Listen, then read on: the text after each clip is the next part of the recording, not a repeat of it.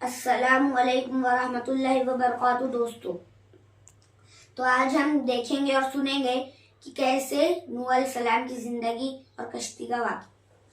تو چلیے شروع کریں. اس زمین پہ حضرت آدم علیہ السلام کے تقریباً 1000 سال بعد اللہ نے عراق کی زمین رافتین کا انتخاب کیا اور وہاں اپنے بندے یشکر بن لامک کو نبی بنا کے بھیجا، جن کو مختلف القاب سے آج بھی زمانہ یاد کرتا ہے. کوئی اللہ کے اس نبی کو عبد الغفار کہتا ہے، تو کوئی عبد الجبار، تو کوئی الیاس، تو کوئی کشتی والا نبی، اور کوئی نوح نجی اللہ کہہ کے بلاتا رہتا ہے. حضرت نوح علیہ السلام حضرت ادریس علیہ السلام کے پر پوتے ہیں اور حضرت آدم علیہ السلام کی 10ویں پشت میں سے ہیں. وہ قوم اس وقت دنیا کی بدترین قوم تھی. وہاں ظلم کرنا، نفسانی خواہشات پر فخر کرنا، بتوں اور شیطانوں کی پوجا کرنا عام تھا. اللہ کے نبی حضرت نوح علیہ السلام بچپن سے ہی ان کو بار بار سمجھاتے رہتے تھے کہ اس کائنات کا مالک ایک اللہ ہے جس نے ہر ایک چیز کو پیدا کیا. نوح علیہ السلام جب اللہ کے دین کی تبلیغ کرتے تھے تو ان کی قوم ان کو اتنے پتھر مارتی تھی کہ وہ پتھروں میں ڈھک جاتے تھے. تاریخ نے لکھا تقریباً 950 سال تک آپ تبلیغ کرتے رہے، بار بار پتھر کھاتے رہے، لیکن افسوس سوائے چند غریب اور مساکین کے کوئی بھی آپ پر ایمان نہ لایا. آپ اپنی امت کے لیے اتنا روئے، اتنا گریہ کیا کہ آپ کا نام ہی نوح پڑ گیا. بس اتنے میں اللہ اپنے نبی پر وحی کرتا ہے کہ اے نوح، اب یہ تیری قوم ہدایت نہیں پائے گی. نوح علیہ السلام رو کے اللہ کی دربار میں فریاد کرتے ہیں کہ اے اللہ، یہ انسان ظلم کرنے کو مذاق سمجھتے ہیں، ایک دوسرے کے خیال کرنے کو، مدد کرنے کو بزدلی سمجھتے ہیں، تیری عبادت سے منہ موڑتے ہیں. اے اللہ، اس میری قوم کو نیست و نابود فرما. جیسے ہی نوح علیہ السلام نے یہ بد دعا کی تو اللہ نے پیغام بھجوایا، اے نوح، ایک کشتی تیار کر، ان قریب تیری یہ ظالم قوم نیست و نابود ہو جائے گی.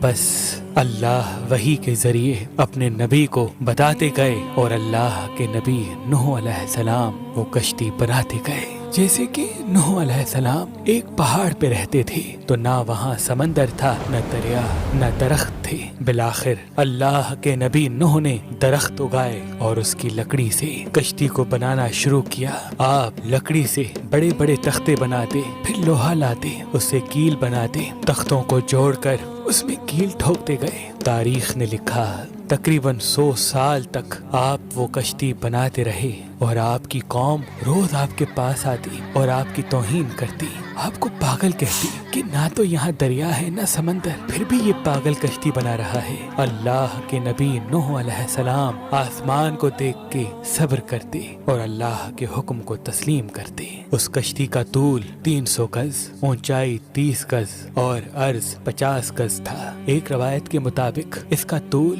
1 کلومیٹر سے زیادہ تھا. یہ کشتی عام کشتیوں کی طرح نہیں، بلکہ جس طرح سے اس کشتی کو نیچے سے بند کیا گیا تھا ویسے ہی اوپر سے بھی بند کیا گیا تھا تاکہ بارش کا پانی بھی کشتی میں داخل نہ ہو سکے. اس کشتی میں الگ الگ 3 درجے بنائے گئے تھے. نچلا درجہ جانوروں کے لیے تھا، بیچ والا طبقہ انسانوں کے لیے اور اوپر والا حصہ پرندوں کے لیے. ہر درجے میں ایک دروازہ تھا. بس جب کشتی تیار ہو گئی تو اللہ نے فرمایا، اے نوح، اس زمین پہ مختلف جانوروں اور پرندوں کے جوڑوں کو اس کشتی میں سوار کرو تاکہ ان مخلوقات کی نسل باقی رہ سکے. حضرت نوح علیہ السلام نے مختلف پرندوں، جانوروں، خواہ ہر وہ چیز جس میں زندگی کے آثار ہیں، کشتی میں سوار کرنا شروع کر دیا. پھر آپ انسانوں کو حجت تمام کرنے کے لیے کہنے لگے، آؤ، یہ کشتی نجات کی کشتی ہے، جو بھی اس کشتی میں آئے گا وہ اللہ کی امان میں ہوگا. وہ پوری قوم ہنستی رہی. تاریخ نے لکھا آپ کے ساتھ تھوڑے سے ہی لوگ تھے جن کی تعداد بعض کتابوں میں 80 بتائی گئی ہے، جن میں آپ کے 3 فرزند حام، سام، یافز اور ان کی بیویاں بھی موجود تھیں۔ اللہ نے اپنے نبی نوح سے کہا کہ ان قریب تندور سے پانی ابلے گا اور پوری قوم کو ڈبا دے گا۔ اس بات کو سن کے قوم نوح ہنس ہی رہی تھی کہ اتنی دیر میں تندور سے پانی ابلنے لگا۔ لوگ اس پانی کو دیکھنے کے لیے دور دور سے آتے، ہنستے، لیکن کچھ ہی دیر میں ان کی ہنسی خاموش ہونے لگی، کیونکہ وہ پانی اتنا بڑھتا گیا کہ ان کے تمام گھر ڈوب گئے اور اوپر سے بارش بھی برس رہی تھی۔ وہ کافر یہ سمجھ رہے تھے کہ یہ طوفان کچھ دیر کا ہے، تو یوں وہ اونچے اونچے پہاڑ کی طرف جانے لگے۔ ان کافروں میں اللہ کے نبی نوح علیہ السلام کے بیٹے کنعان بھی شامل تھے۔ جیسے ہی نوح علیہ السلام نے اپنے بیٹے کو دیکھا کہ وہ کافروں کے ساتھ پہاڑ پہ چڑھ رہے ہیں، آپ نے دور سے آواز دی، اے کنعان، اس نجات کی کشتی میں آ جا۔ تو کنعان اور اس کی ماں بولی، ہم تھوڑی ہی دیر میں پہاڑ کی چوٹی پہ پہنچ جائیں گے اور پانی وہاں تک تھوڑی آئے گا۔ بس وہ پانی اتنا بڑھتا گیا کہ کہیں بھی نہ کوئی پہاڑ نظر آ رہا تھا،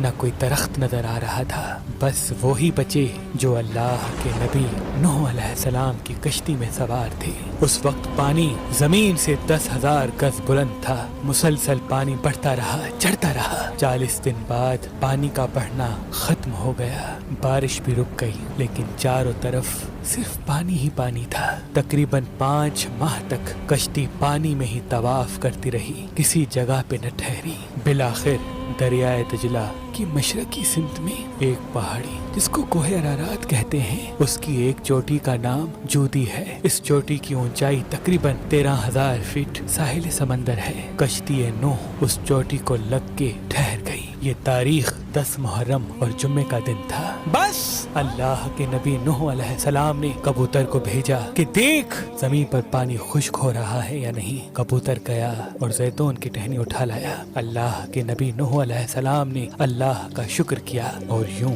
رفتہ رفتہ پانی کم ہوتا گیا۔ آپ اور آپ کی جماعت تقریباً 5 ماہ تک جودی پہاڑ پر ٹھہرے۔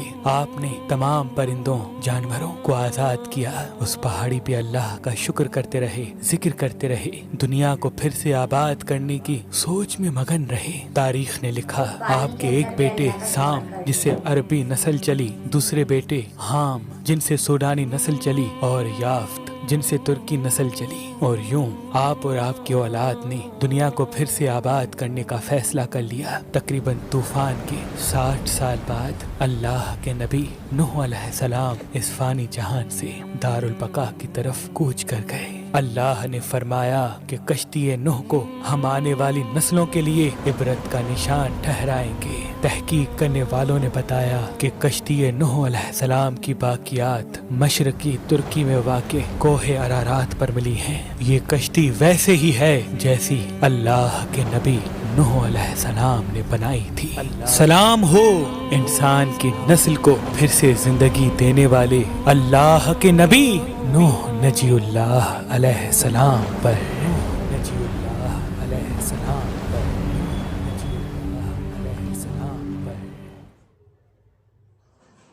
کیسے نوح علیہ السلام نے 950 سال تک تبلیغ کرتے رہے، پھر ان کی قوم نے جب ان کا مذاق اڑایا تو پھر انہوں نے اپنی ہی قوم کے لیے اللہ سے بددعا کی کہ میری قوم نیست و نابود ہو جائے۔